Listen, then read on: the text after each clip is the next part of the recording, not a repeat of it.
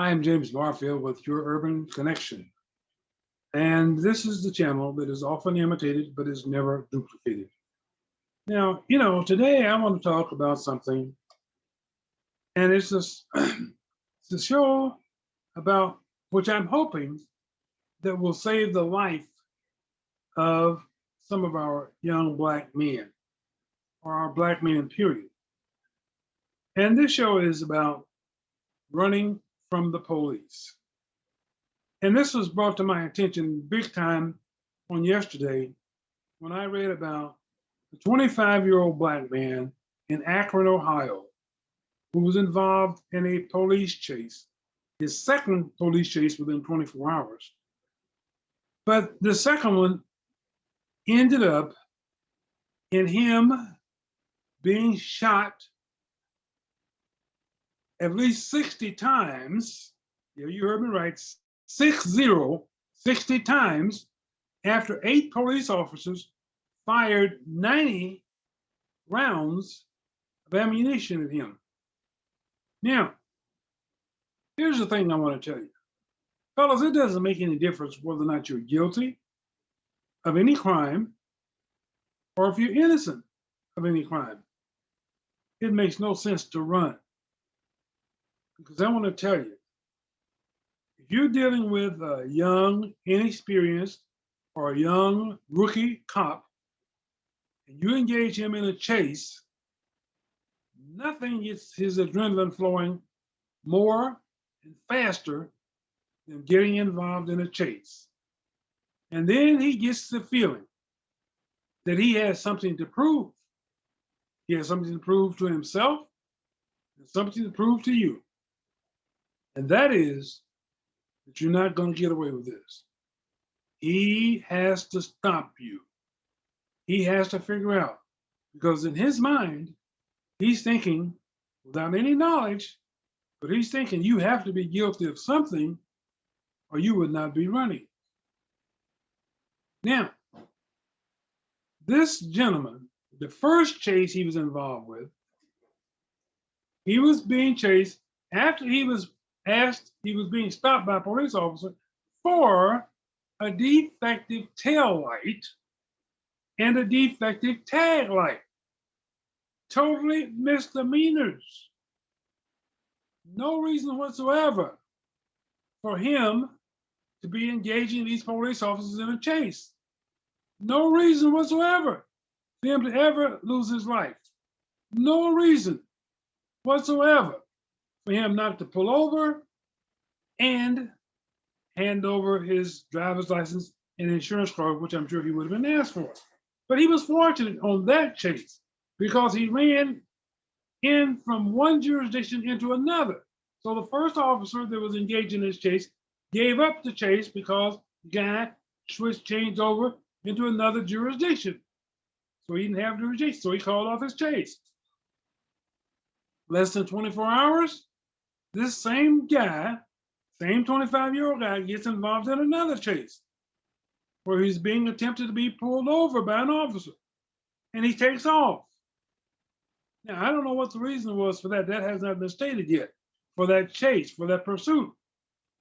But under no circumstances should he have engaged those officers in a chase. Now, had he committed a crime? I don't know. But if he had not committed a crime, why in the hell did he run? If he had committed a crime, why did he run? You see, neither one of those should result in a death sentence. And that's what happened in the second chase. Because he slowed down and then jumped out of the car and began running. The officers fired 2 tasers at him. They missed on both occasions. And then they fired, as I said before, 90 rounds of ammunition, 60 of which hit him and killed him. All of this was unavoidable. Should never have happened. But I want you guys to realize you cannot outrun the speed of sound.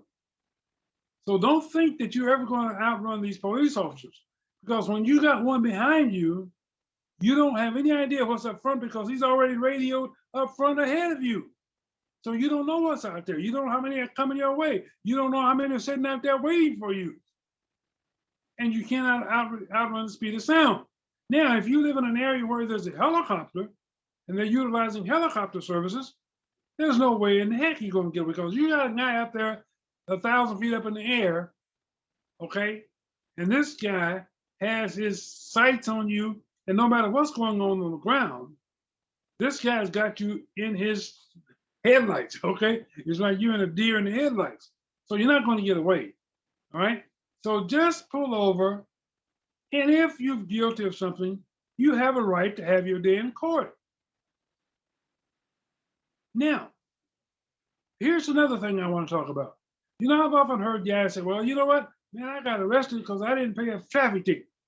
No, that's not correct. You didn't get arrested because you didn't pay a traffic ticket. What you got arrested for was failure to appear and address this ticket during the provided amount of time. So let's say you get a ticket and it's $200. You can't pay it. Don't ignore it because that will lead to a warrant for your arrest. And that will cause you to be arrested.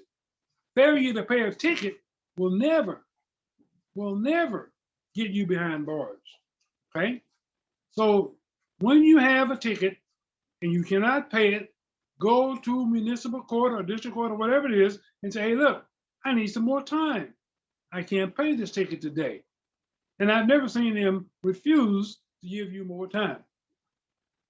But if you don't do that, you ignore it, thinking that you can get away, or thinking you won't get stopped, that's the wrong thing to do.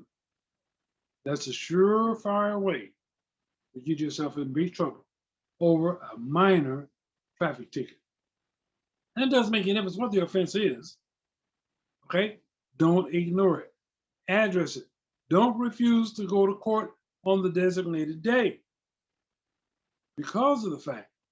Then you will have a warrant out for your arrest. And a warrant will cause police to stop and arrest you. But failure to pay is never a cause for that. Now, let me tell you the second thing. If you're stopped by an officer and he asks you if he can search your car, you have every right to refuse his offer to search your car unless he has a search warrant. And they usually won't have one.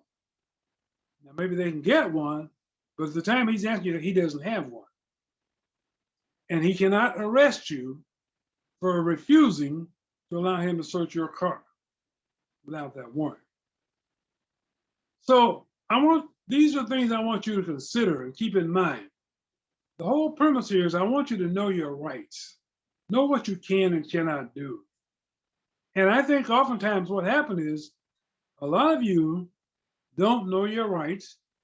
You don't know when you're being abused, misused, and that is what gets you in trouble.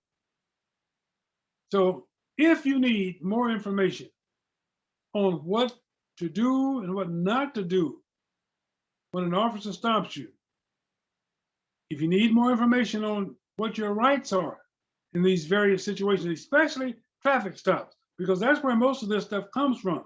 That's where most of these killings come from. Killings by police is from alleged traffic stops. I don't want to see anymore.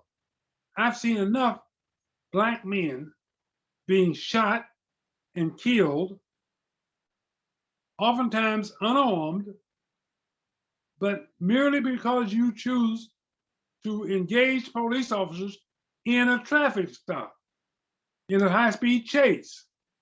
And nothing, I want to tell you, nothing gets these guys adrenaline flowing faster than being involved in a high-speed pursuit. Don't do it. Don't do it. Don't take the bait. Don't do it. Okay? Now, what you can do is if you're guilty of a crime, you can simply say, look, I don't want to talk without having an attorney present.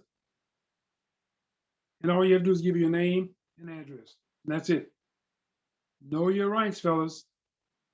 It will more than likely save your life. Okay? Take my advice. Think twice before you act in a manner that is almost sure to lead to your injury or your death. You've been warned. I'm James Barfield.